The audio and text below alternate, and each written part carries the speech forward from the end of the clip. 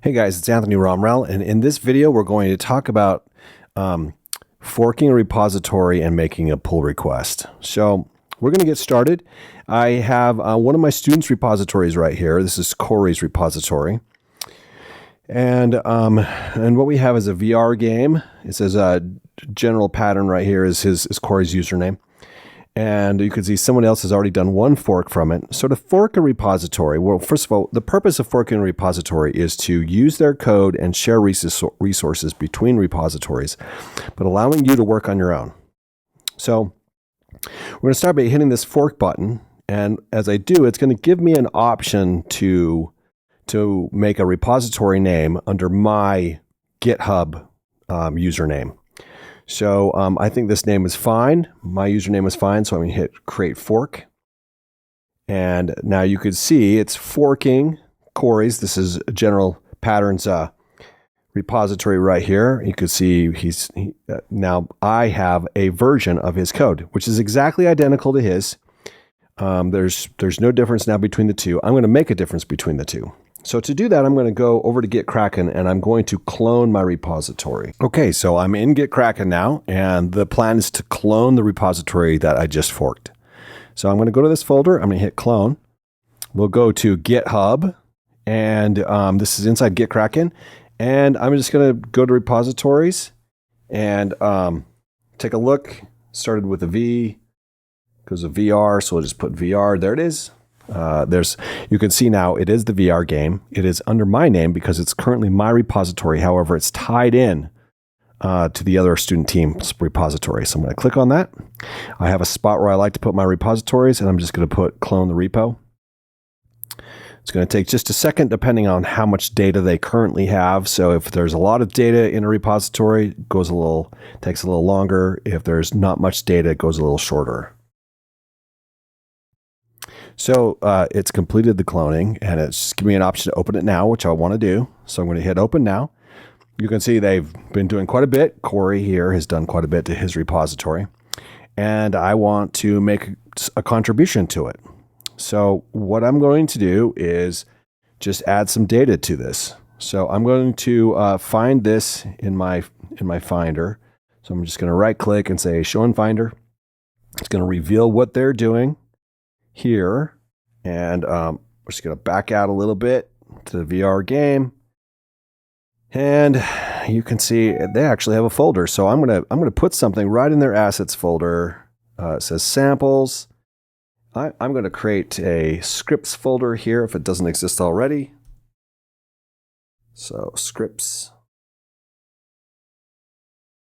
and I am going to add a float data script to it. So to do that, I'm going to have another Finder window open, Explorer on the PC. And let's see, let's go to maybe this Unity basics, and we'll go into the side scroller game. And let's go to assets, and my tools folder, and then I'm just going to search here for float data, and there it is. So I'm just going to copy this file, and I'm going to put it in Corey's scripts folder here, and there's a 1+ right there. So I'm going to commit it, stage all files, we'll make a commit. I'm going to say added float data, and we're going to make a commit. That's now committed, and I'm going to then push it. What this is going to do is it's on my hard drive, locally committed. It's now gone to the cloud on my repository. So if I were to go try to view this, let's go back to GitHub. So back to github.com. You can see here's my repository, and if I check it, it's in the cloud. Let's see, assets and scripts, and there's the float data script.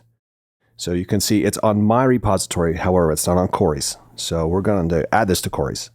And how we're going to do this is make a pull request. So I'm going to make a pull request. I'm going to say, let's take this from my repository and let's pull it into Corey's repository.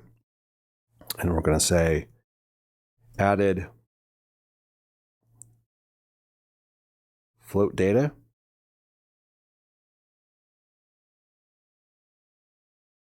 Okay. And, I got to select the branches. So we're going to go from main to main. And we'll say create a pull request. And it's successfully created. Now it's up to Corey to decide whether he wants that or not. I'm going to make one more suggestion. That is, I noticed there's an idea folder in here, right? So I am going to go back to GitHub. And if I just go back just a little bit, you can see that there's this idea folder. This should be ignored, right? This .idea folder should be ignored. It doesn't need to be shared. And so I'm going to come down here and you'll see what has been committed over time. This is optimization of the project, optimizing the gitignore file, right? Let's just say here where he added the Unity project.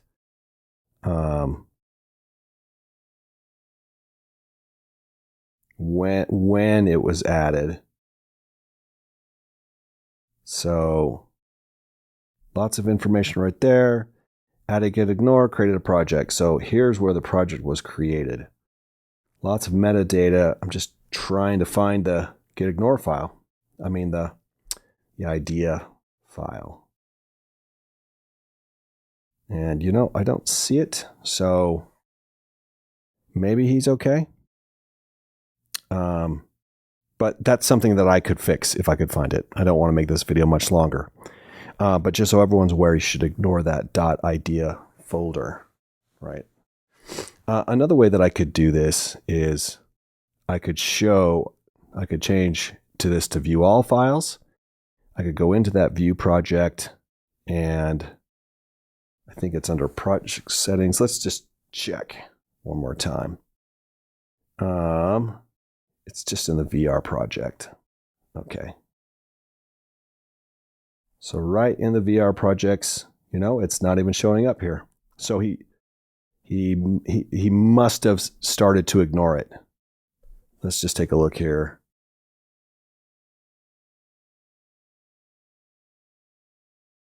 No, I still don't see it, but we're going to add it. So we're just going to say, we're just going to ignore here .idea. Oh, I can't edit it. So I'm going to say, edit this in the working directory, and we're going to ignore, we're just going to say .idea/ and we're going to save that just in case we need to. And no files have changed, which means he's already done it in some way.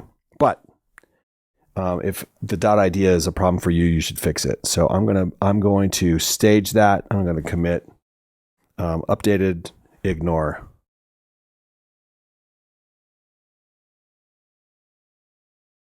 And make a commit. Now I'll push that out, and that could be part of the pull request. So it's still on pull request number 1. He hasn't finished it, so I can work on the pull request. Now we'll talk about merging and conflicts and other things as it comes in, but that is how you fork a repository and start a pull request.